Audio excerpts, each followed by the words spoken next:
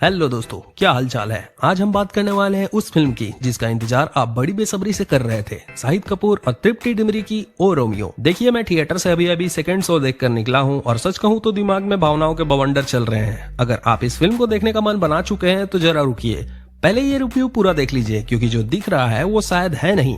और हाँ, अगर आपको फिल्मों का ऐसा ही कट्ठा चिट्ठा और बेनकाब रिव्यू पसंद हो तो अभी उस लाल वाले सब्सक्राइब बटन को दबा दीजिए और हमारे इस फिल्मी परिवार का हिस्सा बनिए।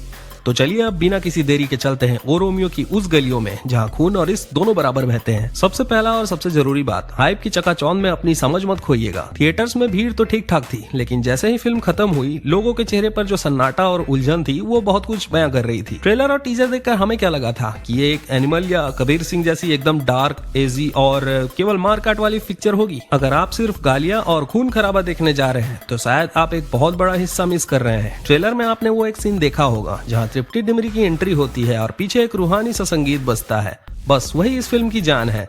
ओ रोमियो सिर्फ एक गैंगस्टर ड्रामा नहीं बल्कि ये एक गहरी और पेचीदा लव स्टोरी है। फिल्म की बैकबोन ही रोमांस है। शुरुआत के उस धमाकेदार एक्शन सीक्वेंस को छोड़ दें तो बाकी जो कुछ भी स्क्रीन पर घटता है वो सिर्फ और सिर्फ प्यार के लिए होता है। अब कुछ लोग कहेंगे कि भाई एक्शन फिल्म में ये आशिकी कहाँ से आ गई, तो बॉस फिल्म का नाम गौर से पढ़िए जरा, ओ रोमियो। ये सफर एक खूंखार शिकारी से एक पागल प्रेमी बनने तक का है। ईमानदारी से कहूँ तो ये कहानी आपको कोई रॉकेट साइंस या एकदम नयापन नहीं मिलेगा। वही अंडरवर्ल्ड की पुरानी दुनिया, गैंगस्टर की आपसी रंजिश और उनके बीच एक लड़की की एंट्री। जिस रास्ते पर ये कहानी चलती है वो काफी हद तक प्रेडिक्टेबल है, लेकिन जो इसे खास बनाती है वो है इसे पेश करने का अंदाज या कह सकते हैं स्टाइल। फिल्म 3 पिलर्स पर खड़ा किया गया है: किरदारों का लुक और उनके डायलॉग्स, बैकग्राउंड म्यूजिक और शाहिद कपूर का स्वैग।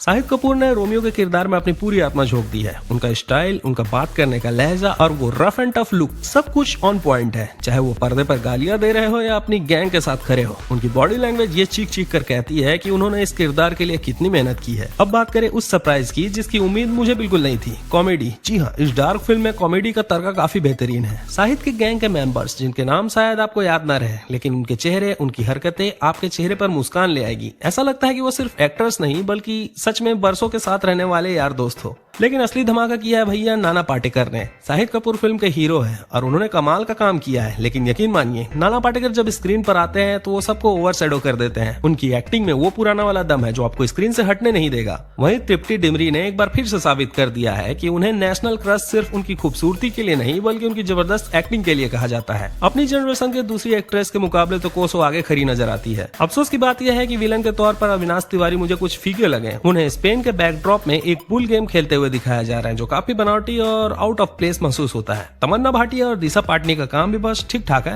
दिशा का एक आइटम सॉन्ग है और 2-3 सीन है जो शायद सिर्फ ग्लैमर बढ़ाने के लिए डाले गए हैं। वहीं फरीदा जलाल जी का छोटा सा रोल, लेकिन उनकी वो गाली वाली बात याद रह जाती है। एक्शन के मामले में फिल्म एक मिला जुला मिक्स बैग कह सकते हैं। कुछ सीन तो ऐसे हैं जिसे देखकर आप अपने दांतों तले उंगलियां दबा लेंगे, जैसे वो बारिश वाला सीक्वेंस जहाँ शाहिद का किरदार तबाही मचा रहा है, लेकिन जब बंदूकों की बारी आती है तो सब कुछ बहुत सिंपल लगने लगता है। फिल्म के मेन कैरेक्टर का नाम है उस्तरा, क्योंकि वो उस्तरों से शिकार करता है। अब भाई फिल्म में वो इतने उस्तरे चलाता है कि मुझे लगा भाई अपनी जैकेट में उस्तरे की पूरी फैक्ट्री छुपा के रखी है क्या। ये थोड़ा ज्यादा हो गया था फिल्म में। फिल्म को 18+ रेटिंग मिली है और मेकर्स ने इसका पूरा फायदा उठाया है। खून खराबा काफी है, हालांकि प्रोस्थेटिक का काम, कटे हुए अंग दिखाना थोड़ा सा और बेहतर हो सकता था। गालियों का इस्तेमाल कहानी के हिसाब से तो सही बैठता है, जो जबरदस्ती ठूसी हुई नहीं लगती। अब आते हैं उस पॉइंट पर जो आपको एक्सपीरियंस बना भी सकती है और बिगाड़ भी सकती है, लव स्टोरी। अगर आप उस प्रेम कहानी से कनेक्ट कर गए तो आपको फिल्म अच्छी लगेगी, अगर नहीं तो 3 घंटे का रन टाइम आपको पहाड़ जैसा लगेगा।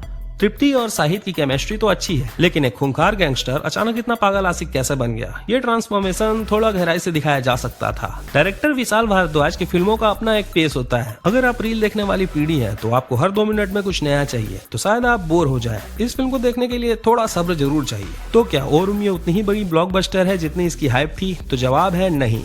फिल्म में काफी कमियां हैं, कहानी पुरानी है और पेसिंग की समस्या है। लेकिन अगर आप शाहिद कपूर के फैन हो, आपको स्टाइलाइज्ड सिनेमा पसंद है और आप एक डार्क लव स्टोरी देखने के लिए तैयार है, तो ये फिल्म आपके लिए एक बार देखने लायक हो सकता है। ये हर किसी के लिए नहीं बनी, लेकिन इसमें कुछ ऐसे पल जरूर हैं जो आपको सिनेमा हॉल तक खींच लाए। तो दोस्तों, ये था मेरा ओ रोमियो का कच्चा चिट्ठा। आपको ये फिल्म कैसी लगी, या अगर आप अभी तक नहीं देखे हैं, क्या आप जाने वाले हैं? कमेंट में अपनी राय जरूर बताइएगा, मैं हर कमेंट पढ़ता हूं। और जाने से पहले अगर आप चाहते हैं कि मैं इसी तरह के ऑनेस्ट रिव्यू आपके पास लाता रहूं, तो अभी हमारे चैनल को सब्सक्राइब करके हमारी फैमिली का हिस्सा बनिए। मिलते हैं अगली कमाल के वीडियो में।